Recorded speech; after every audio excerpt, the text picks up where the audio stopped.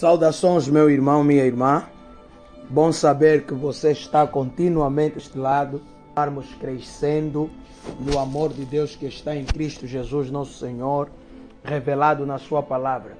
Hoje a nossa meditação é encontrada em 1 Coríntios, capítulo de número 11, onde o apóstolo vai introduzir a temática sobre as mulheres e a ceia do Senhor. Olhamos rapidamente para o versículo 1, que é um versículo que chama muita atenção, porque o apóstolo se estabelece como exemplo absoluto.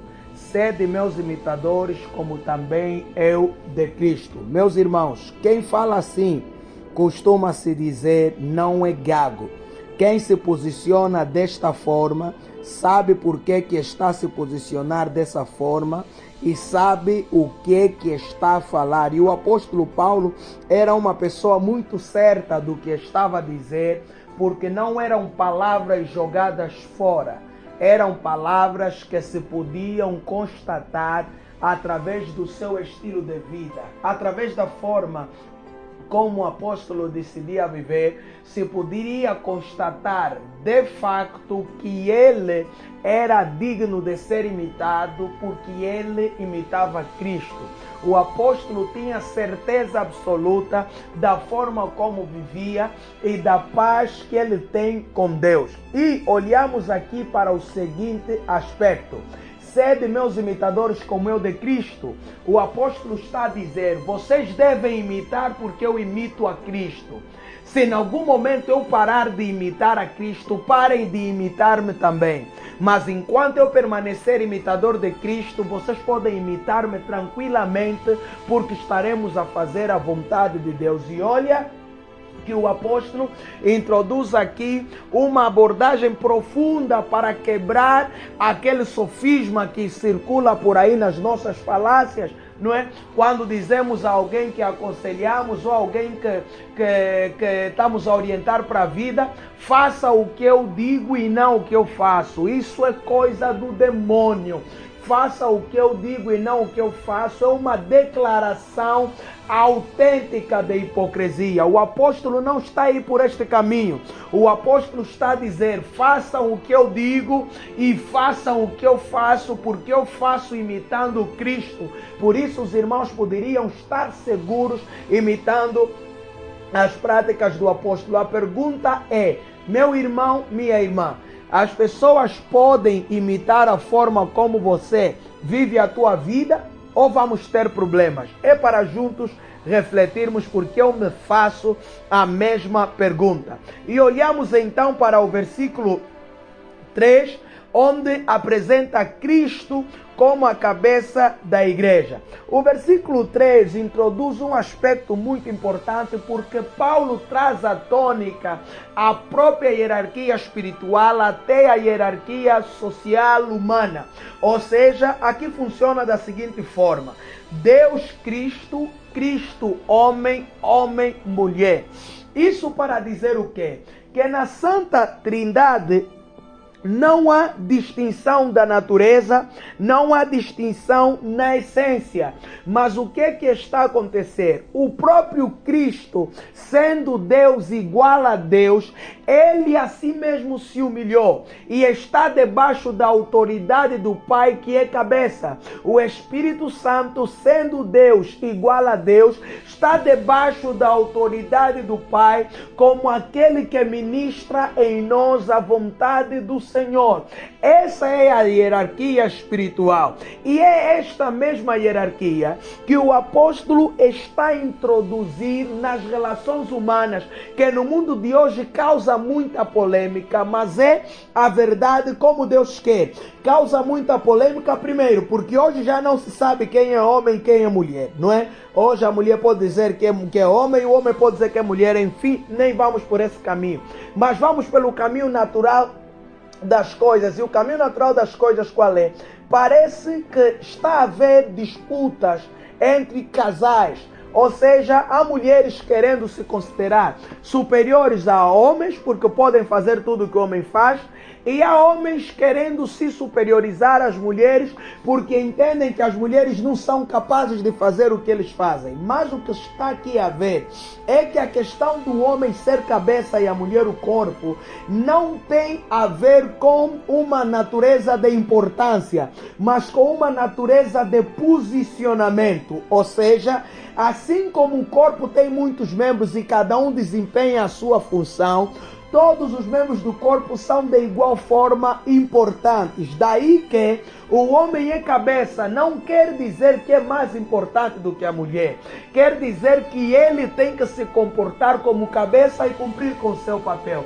A mulher é corpo, o corpo não é cabeça e ela deve se enquadrar no seu lugar de corpo, sabendo que não é se inferiorizar, é cumprir o seu papel dentro do casamento. Ou seja, o casamento caminha na base do respeito, da cumplicidade e da partilha. É isso que o apóstolo Paulo está a dizer. Por isso, a sujeição da mulher para o homem não é uma sujeição voltada para o âmbito da superioridade ou inferioridade, não.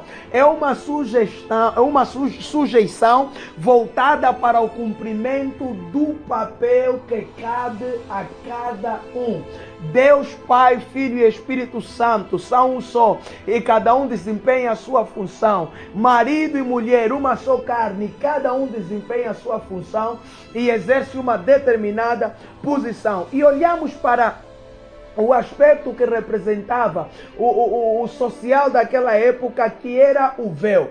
Paulo está a falar do véu, sobre a vergonha que as mulheres devem cobrir, sobre a honra que devem se dar a usar o véu. Comentários bíblicos dizem que o véu naquela altura, quando uma mulher usasse, estava a significar que era uma mulher de respeito, que estava sob a proteção de um homem, seja ele seu pai, seu marido ou um familiar, mas que ela tinha autoridade e que ela tinha direção. A mulher, ao usar o véu, significava que ela está debaixo de uma liderança, que ela não é uma mulher que faz o que quer ou uma mulher que não tem orientação, não.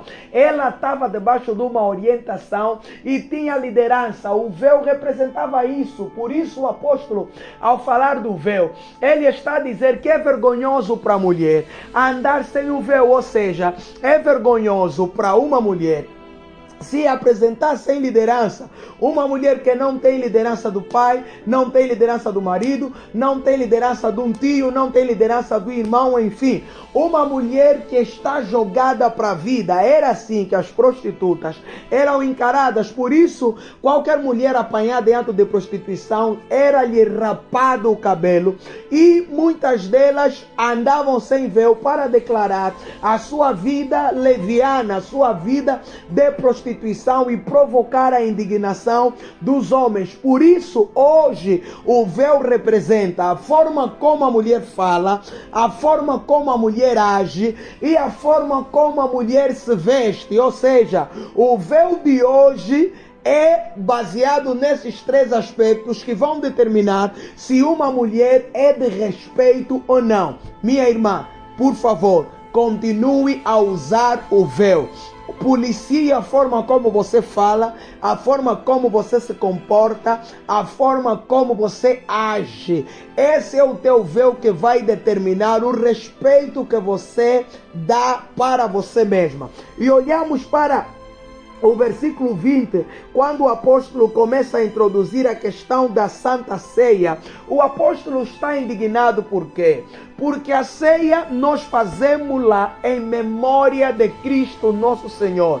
Mas alguns irmãos perderam de vista a noção de ceia. A ceia introduz o aspecto da comunhão, da partilha e da fraternidade. Mas alguns irmãos de Coríntios perderam a noção dessas coisas. Por quê?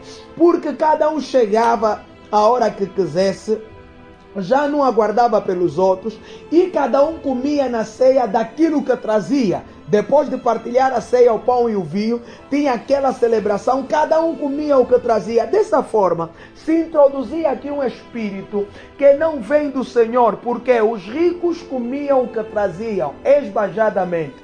E os pobres comiam com escassez, na necessidade. Aqui vemos a manifestação do espírito de que egoísmo, preconceito, falta de amor, glutonarias, enfim. Uma coisa que quebrava com a natureza normal da ceia, com a essência da ceia designada para honrar o nosso Senhor Jesus Cristo. Por isso, o apóstolo está a falar que quem participar indignamente da ceia será castigado, e quem participar dignamente será honrado. Olha para o versículo 27. Participar indignamente significa o quê? Participar da ceia estando em pecado. Ou seja, você cometeu pecado e quer ceiar. Não pode. Cometeu pecado, arrependa-te do teu pecado, reconcilia-te com o teu Deus e faça um voto através da ceia. Participar indignamente significa ter a ceia como um hábito tradicional simplesmente, e não como um hábito espiritual e reflexivo. Quando estamos a fazer a ceia, lembramos da morte do nosso Senhor. Quando estamos a fazer a ceia, lembramos do sacrifício no Calvário. Quando estamos a fazer a ceia, lembramos que somos indignos de estar na presença de Deus, e que se estamos, é meramente por sua graça e misericórdia. Quando fazemos a ceia indignamente, nos esquecemos da gratidão, e isso desagrada ao nosso Deus. Agora, fazê-la dignamente significa honrar ao Senhor, significa aceitar que somos indignos de estar na presença do Senhor, e que se estamos é porque Ele é bom e eternas são as suas bênçãos e misericórdias. Por isso o apóstolo está a apelar: examine-se a si mesmo. Precisamos nos examinar continuamente para não tomarmos a ceia de balde, para não vivermos uma vida só de falácias, mas termos uma vida compromissada, enraizada na boa, na perfeita e na agradável vontade de Deus. Isso sim seria comer a ceia dignamente. E hoje comer a ceia tem o mesmo significado que antes.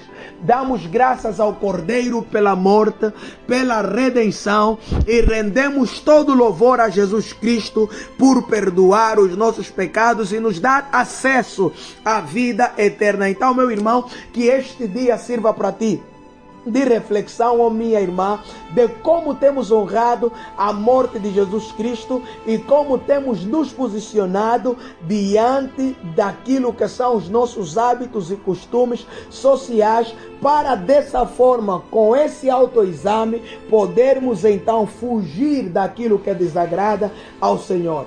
Deus te abençoe e te guarde, em o nome do Senhor Jesus Cristo. Amém.